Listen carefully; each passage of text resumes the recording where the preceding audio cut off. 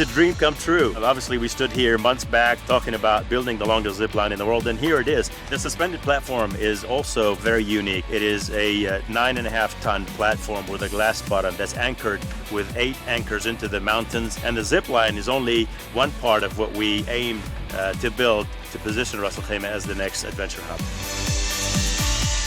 Now that I'm here, I can actually all see the way down there, and now I'm really excited to try it.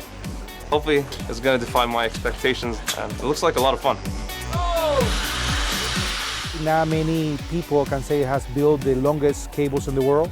We already built one in Puerto Rico. Only the masterminds in this that have done it is the one that were involved in this very challenging product, which you can see now we're breaking the record with the longest zip line in the planet. I have no words to explain it. I'm definitely going again.